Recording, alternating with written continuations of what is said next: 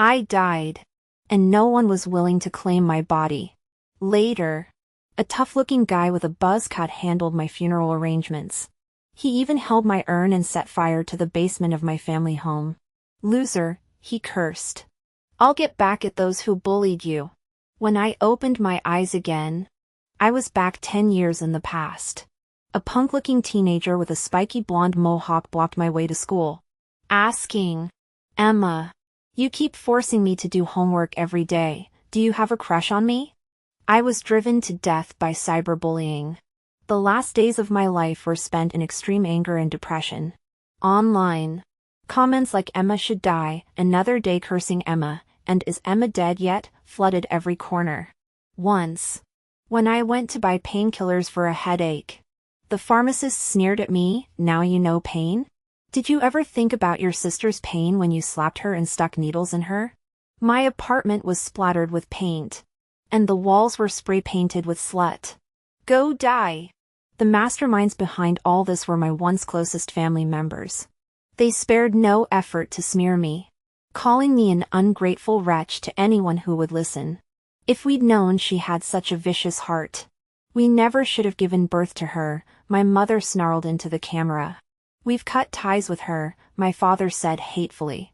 "From now on, whether she lives or dies is none of our business." As for my sister Lisa, who I was accused of bullying for over a decade, she wiped her tears and sobbed, "Sis, I didn't leak your plagiarism. Please stop texting me abusive messages. Okay?" Looking at the blocked numbers of my so-called family on my phone, my anger boiled over. I tugged at my hair and wrote a clarification statement. But no one believed me. My social media was bombarded with hateful DMs from strangers. Desperate and terrified, I called the police, but they could do little about the massive cyber abuse, only advising me to stay off the internet. I became a recluse, too afraid to go online. Then one day, while taking out the trash, I was stabbed by a man in a baseball cap. "Emma, you bitch. Why aren't you dead yet?" He plunged the knife into me again and again, each strike vicious. I didn't know him, but he knew me. He kept shouting Lisa's nickname, claiming he was avenging her. He was a fanatic follower of Lisa. Someone spotted us, and he fled. I was rushed to the hospital, but after 10 days of resuscitation, I died. The moment my soul left my body, I felt an overwhelming relief. No more unwarranted accusations or abuse. The hospital called my parents to claim the body, but they refused, repeating that we were no longer family. My soul was trapped in the morgue. Later, the police informed me the killer was arrested. Evidence was solid, and the case was handed to the prosecutor. Still, my parents wouldn't forgive me, not even in death. Strangely, I wasn't sad. I'd already stopped caring. The couple who gave me life lost the right to be called my parents the day they believed their younger daughter, allowed me to be cyberbullied, and disowned me. Good riddance, their absence wouldn't taint my path to the next life. What I never expected was that someone I didn't know, believed I was innocent. He was a tall guy with a buzz cut. Handsome but with a fierce look in his eyes. Always smirking crookedly, reeking of streetwise attitude. I had no memory of ever meeting someone like him. Yet he presented a power of attorney from my parents and successfully claimed my body from the morgue. After cremating me, he held my urn and grumbled, "Cost me over $1,000. Emma, you were sure high maintenance. Whatever. You're dead anyway. But you were such a pushover. When people insulted you, why didn't you fight back? When they accused you of plagiarism, you stayed silent. Wimp. They said you bullied your sister? I don't buy that for a second. And that crappy video, totally photoshopped. I remember the mole behind your neck clearly. Hell. That woman in the video didn't hold a candle to you. Don't worry," he added. "I'll get you justice." Despite his foul language, I teared up. He was the only one who believed me. Thank you, stranger. At first, I didn't know what justice meant to him. That changed when he carried my urn to an old house. The familiar yard made me want to flee, but an invisible force pulled me back as he unlocked the gate with ease. He had a key to my family home. To my shock, he kidnapped everyone, my parents, Lisa, and my ex-boyfriend Mike. In the basement, he turned on the light, and their eyes met mine, filled with pleading. He ripped the duct tape from their mouths, placed my urn on a chair in the center, and ordered, "Kneel and apologize to Emma." Lisa was the first to crawl forward, knocking her head 3 times. "Sis. Sorry I lied about the bullying. Please forgive me." Standing nearby, I seethed at her audacity, begging an urn for forgiveness. Before I could fume more, Mike knelt down. "Emma, I was wrong to doubt you. This bitch brainwashed me." He turned to Lisa and cursed. But she retorted, "You cheated on Emma with me. Don't forget. You were the one who accused her of plagiarism." Spineless coward. The buzzcut guy kicked Mike aside in disgust. Mike cowered. Dare not reply. The buzzcut guy pointed at the middle-aged couple. "Your turn." The middle-aged woman shook her head. "Nothing to say." "Pretty gutsy," the man sneered, raising an eyebrow. He turned to the middle-aged man. "And you?" My father kept his head bowed, hands clenched tightly. I couldn't see his expression, nor did I care to. "I've always wondered," the buzzcut guy jeered. "Is Emma really your biological daughter?" I stared at him in disbelief. Despite his cocky smirk and raised brow, he'd voiced my lifelong doubt. Was I really their child? If so, how could they be so heartless, letting me be cyberbullied, leaving my body in a cold morgue? What had I done to deserve their hatred? My mother's face paled instantly. My father still wouldn't look up, but his voice trembled uncontrollably. "I always wished Emma was." "Shut up!" My mother cut him off with a snarl. She glared at the buzzcut guy. "You little bastard. The first time I saw you, I knew you'd end up in jail like your murderer father." He nodded. "You're right. My old man only killed one person. Though, today, I'm aiming bigger." "You're crazy," I gasped. Lisa and Mike looked even more horrified. After their initial shock, they began begging wildly, snot and tears streaming as they kowtowed to my urn, pleading for mercy. Too late. The guy took out his phone, edited the basement surveillance video, and hit send. Then he tossed the phone aside. "Lisa, 8 years ago, you crawled into my bed when I was drunk and accused me of rape.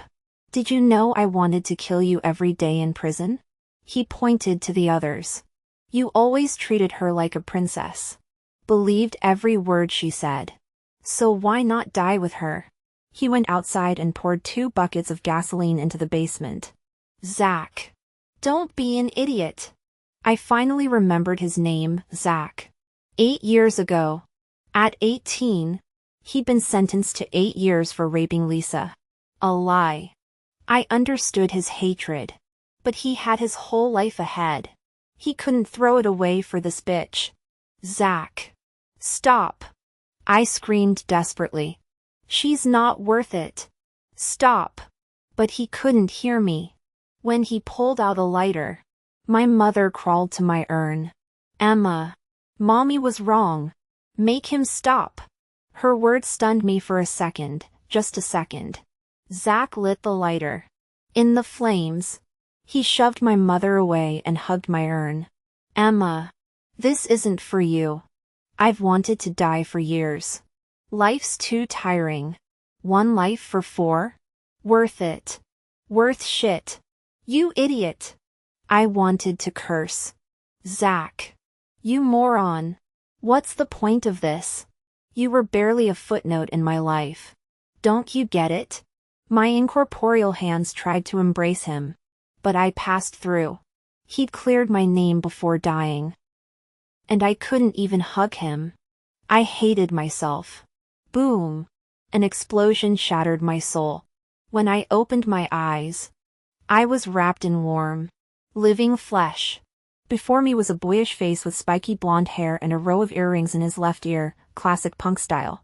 Those eyes still held traces of the man he'd become. Zach! I gaped. He looked at me intensely, then yanked me off the couch. I realized we were in a KTV booth packed with 20-something guys and girls in uniforms or eccentric clothes, all misfits. Zach was one of them. As he pulled me out, someone wolf whistled, "Zach. In a hurry to get a motel?" He ignored them, shoving me outside. A girl in a school uniform stopped us. "Zach. Let my sister go." That voice, Lisa. Zach didn't pause. He pushed me out. "Go home. This isn't your scene." He tried to close the door, but I shoved past him to glare at Lisa. Dormant memories flared. In 9th grade, Lisa had fallen for a school delinquent, Zach. He skipped classes, hung out with dropouts, and Lisa followed suit, ditching school to party. One night, I trailed her to a KTV. Inside, they'd cracked open a table of beer, shouting they'd drink till they dropped. Lisa was wasted. I snatched her bottle, trying to take her home, but a punk pushed me. I stumbled onto a couch, landing in a guy's lap, too scared and disoriented by the dim lights. I couldn't see his face. As everyone jeered that I was throwing myself at him, he coldly tossed me out, the same words Zach said today. That night changed everything. Lisa had never liked me, but she'd never targeted me before. After that, she mocked me openly and snitched to our parents. I thought she resented my meddling, but even when I stopped caring, she didn't quit. Luckily, I graduated early and left for college, escaping her drama. Now it made sense, she'd hated me because I'd embarrassed her in front of Zach. And a year later, she'd frame him for rape, sending him to prison. My own sister, disgusting. Sis. Why are you looking at me like that? Lisa seemed unnerved by my stare and took an involuntary step back, swallowing hard. I told Mom I'm staying at a classmate's house tonight. Don't go blabbing when you get home. She smirked, adding, even if you tattle, I don't care. Mom and Dad won't believe you. I couldn't care less about your business.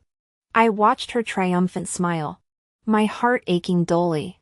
Lisa was right, my parents never believed a word I said. For as long as I could remember, they'd blindly trusted her. When we were kids, Lisa broke a vase and blamed me. No matter how I protested, Mom locked me in my room to reflect, forcing me to copy pages from morality books she checked daily. Her discipline was borderline abusive, yet she indulged Lisa completely. I used to think it was tough love until she chose to believe Lisa, disowned me, and left my body unclaimed. That's when I saw the truth. Her actions weren't love, they were hatred. Clenching my fists, I composed myself and turned to Zach, his spiky blonde hair glowing under the streetlight. Can you walk me home? Whistles and catcalls erupted around us. Damn. Emma's making the first move. Don't wimp out. Zach. Check that uniform, she goes to Elite High. Since when do good girls get this bold? 10 years ago, I would have died of embarrassment. Now I kept a straight face, all I wanted was to get Zach away from here. If fate gave me a second chance, I wouldn't let him repeat his past. He deserved a bright future, not the life is tiring crap he'd spouted before. Zach stared at me, stunned, until Lisa angrily tugged his arm. He shoved her off without a second thought, grabbed an empty backpack from a corner booth, and slung it over his shoulder. Fine. I'll walk you. Thanks. As I turned to leave, Lisa yanked my arm. Sis. Aren't you afraid I'll tell Mom and Dad you're hanging out with a murderer's son? The booth went dead silent. I glanced at Zach, whose long bangs hid most of his face. I pried her hand off and waved to Zach. I'll wait outside. Without looking back, I stepped into the night. Moments later, footsteps trailed behind me. I slowed, expecting Zach to catch up, but he kept his distance. When I stopped, he stopped too. I turned. Confused, he stood there, backpack on, eyeing me warily. Are you scared of me? I asked, stepping closer. He flinched back. Emma, don't come to places like that again. He dodged the question, his eyes darker and more serious than I'd ever seen. Okay. I won't. His shoulders relaxed. Let's go home. Wait. Let's walk together. I clapped his shoulder casually. He tensed but quickly relaxed. At my apartment building, Zach stopped. Go on up. Under the streetlight. I studied his face. Are you going back to that KTV? His high school had abysmal college acceptance rates. And as a sophomore, he should have been studying, not partying. I could tell he didn't belong there. Zach snorted, meeting my gaze.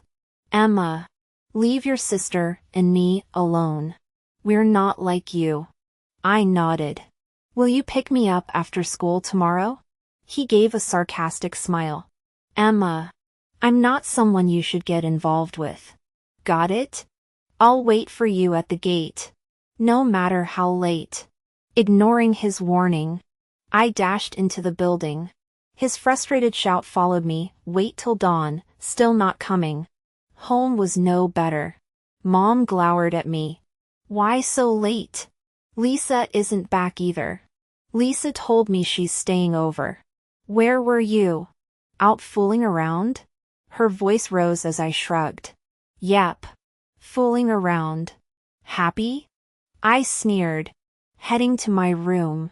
She tried to block me, but Dad held her back. It's late. Don't disturb the neighbors. Mom took a breath. Your teacher said your midterm score dropped by 8 points. I'm disappointed. Emma. Still first in the grade. Why disappointed? I laughed. You never get disappointed in Lisa at Midtown High. Don't compare yourself to Lisa. She's always been more obedient. Obedient enough to flunk out of college prep? I slammed my door, drowning out their shouts about my wickedness and arrogance.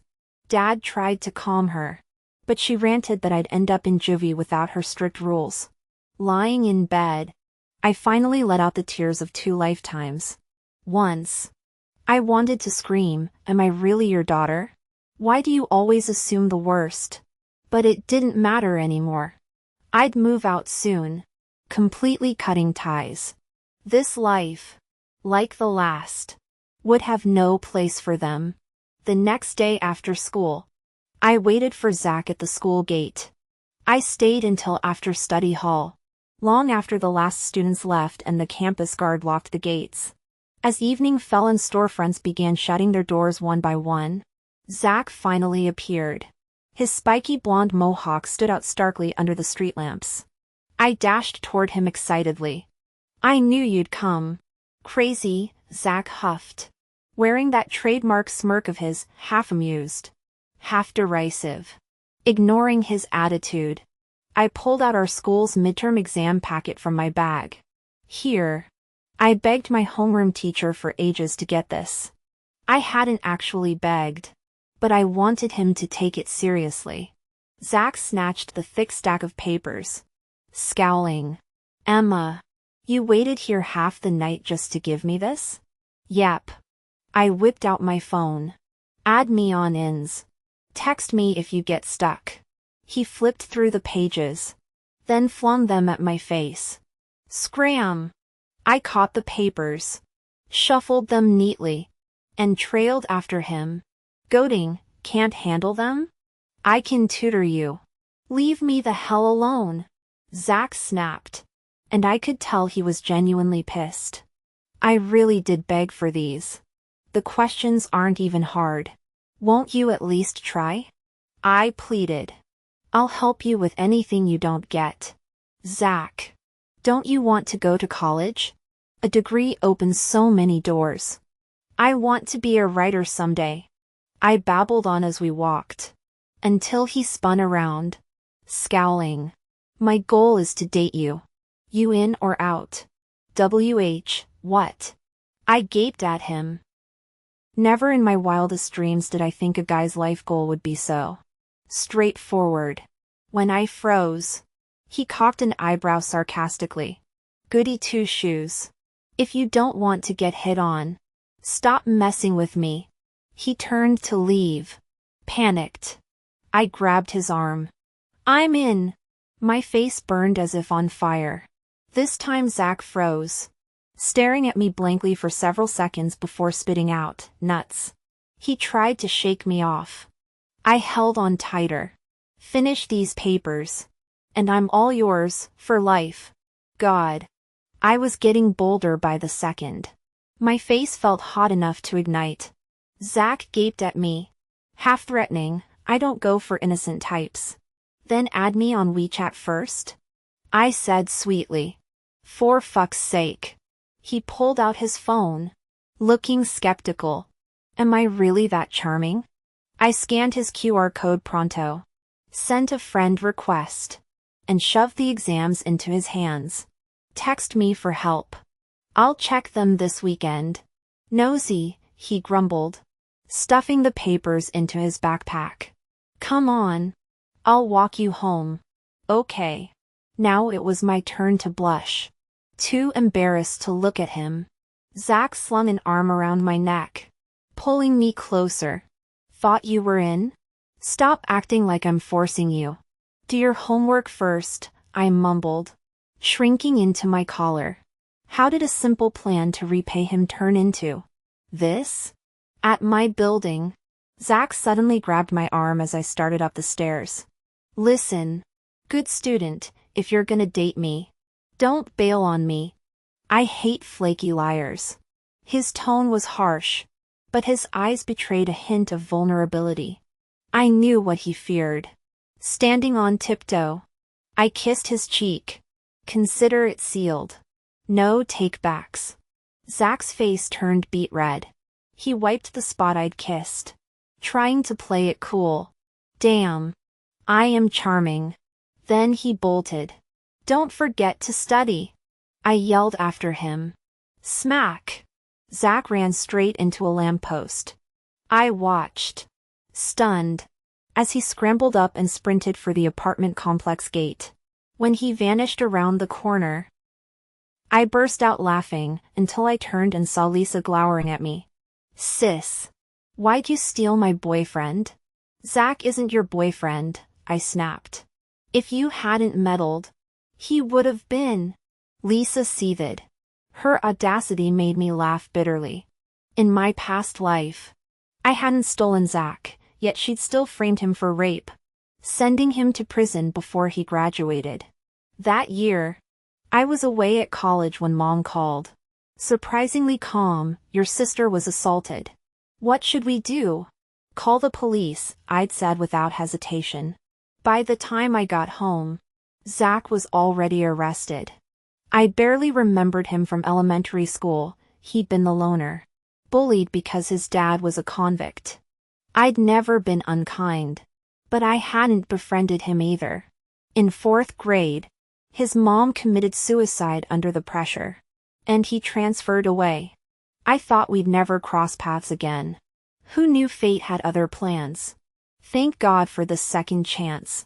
This time, I'd give Zach the life he deserved.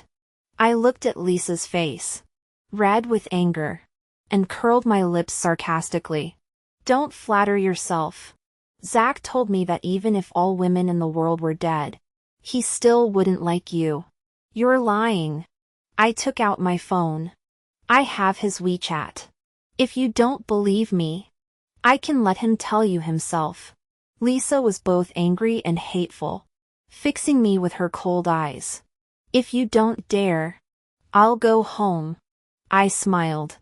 I have a video call with Zach tonight. By the way. Ignoring Lisa's hateful gaze, I walked past her and into the stairwell. Back home, I locked myself in my room first thing. After finishing my homework, I did a set of math practice papers. Reincarnated. Some high school knowledge was somewhat rusty. But fortunately, these concepts weren't too difficult, and I had learned them before. After reviewing a few times, I got back into the groove.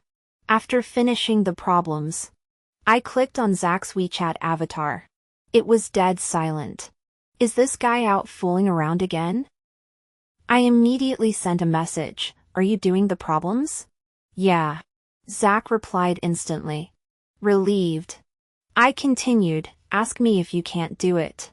I'll stay up with you until 12. Go to sleep. Don't disturb my study. Zach replied again instantly, with great confidence. I was taken aback. Our school's midterm exam questions were nearly on par with the college entrance exam. How could Zach, a supposed slacker from a regular high school, know all of them? Was he hiding his abilities? After all, he had good grades in elementary school. Maybe he underperformed in the high school entrance exam? But why did he pretend to be a slacker at Midtown High? I couldn't quite understand.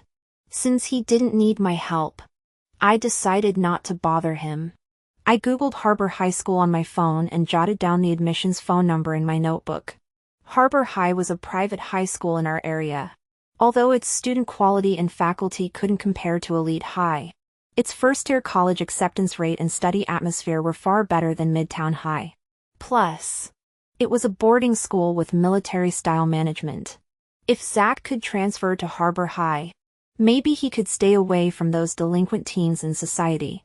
He could also finish high school and take the college entrance exam smoothly, avoiding being entangled and framed by Lisa, and not having to bear the stigma of being a rapist and end up in prison during his prime. I folded the copied phone number into my math book. Just as I was thinking about doing another set of physics practice problems, the door was opened from the outside. My mom stood outside with a key, looking at me furiously. I mocked, curling my lips. What did your good daughter complain about this time? Who taught you to talk to me in such a sarcastic tone? My mom raised her voice, and I instinctively rubbed my ears. Well, what do you want to say now? My patience was wearing thin. Are you dating someone? She asked through clenched teeth. Her face cold. Yeah. I didn't deny it. Hearing my admission, her face contorted almost savagely. She lunged at me, grabbed my hair, and slapped me in the face. This was her usual punishment when enraged. I raised my arm to block, and with a firm push, I knocked her into the bookshelf. How dare you fight back, she said in disbelief. I stood up from the chair, looking at her with icy eyes. It was self-defense. As soon as I finished speaking, my dad rushed in. He helped my mom up from the floor and looked at me with a complicated expression. Emma, your mom is just concerned about you. I nodded. I appreciate her concern, but I hope she can also care more about her younger daughter in the future. She was at the bottom of her grade in this midterm exam. With such grades, she has no hope of getting into college. In my past life, Lisa hadn't gotten into college and ended up attending a poor vocational school. At that time, they blamed it all on Zach, thinking that his assault had mentally stimulated Lisa, causing her to underperform in the college entrance exam and score only over 200 points. What a vicious-hearted daughter I've raised, my mom yelled, pointing at my nose.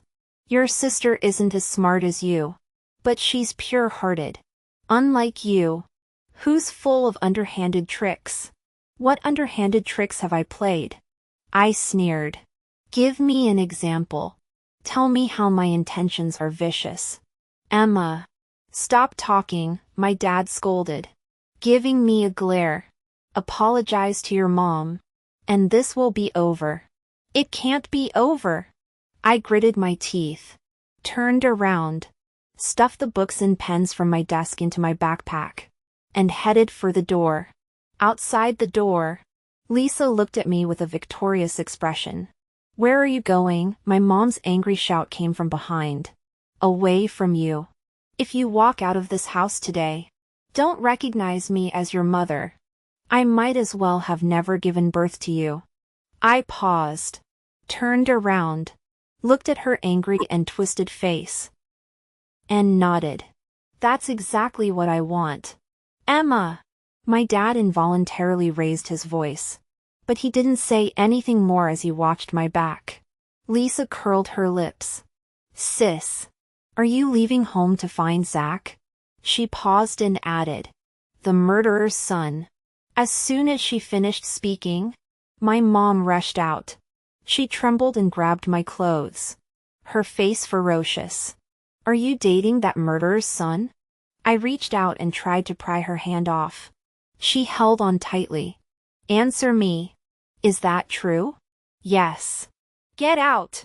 She pushed me away violently, pulled open the door, and shouted, Get out of this house.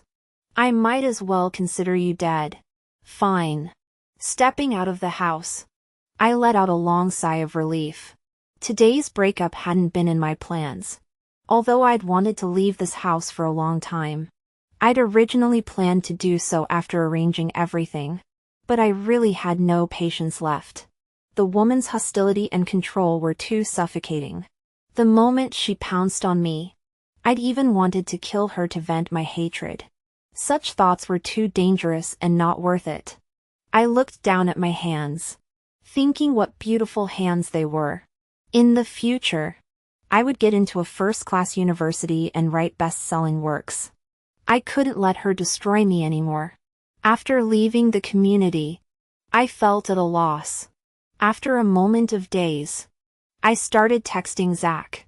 Girlfriend ran away from home. You gonna take care of it? Crazy. Another instant reply. Looking at the speed of his reply, it was hard to imagine he was doing problems.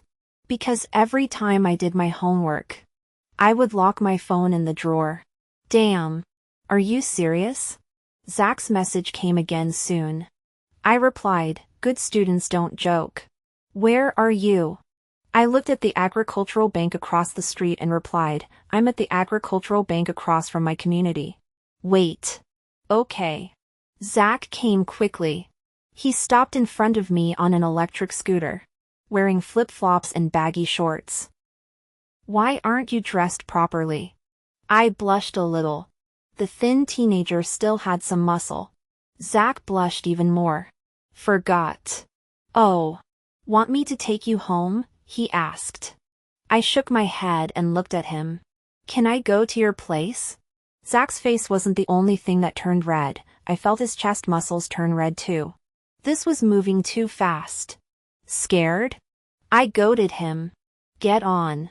The teenager couldn't resist being provoked and tossed me a helmet. I put on the helmet and sat on the back of the scooter. Hold on. Zach warned. Then the scooter sped off. After a moment's hesitation, I wrapped my arms around his waist. When we arrived at my apartment building, Zach had a terrible look on his face. He was acting all cool and distant, but I thought he was getting cuter by the second. I'd only said a few words to Mike. That pathetic suck-up. But Zach looked like a sad little puppy who'd caught his partner cheating but had to hold it in. I took a couple of steps, then turned back.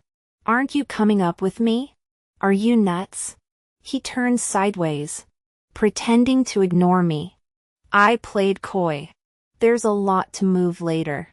I can't carry it all by myself as a girl. Zach finally turned to face me, eyeing me suspiciously. I didn't beat around the bush. I'm moving in with you for a while. Zach was stunned. He walked over, put his hands on my shoulders, and said in a serious tone, Emma, are you really crazy? What? Scared I'll hit on you? I goaded him again. This time, he didn't take the bait. Instead, he looked at me with a complicated expression and asked, Aren't you afraid? Afraid of what? I was confused. I'm a murderer's son, he said slowly, enunciating each word. Have you ever killed anyone? I asked. Zach was taken aback. Come help me pack my stuff, or we'll be late for class, I said, patting his shoulder and pretending to be casual. You're definitely crazy, he said with certainty. Then take me in. Don't let me go around causing trouble for others. Fine.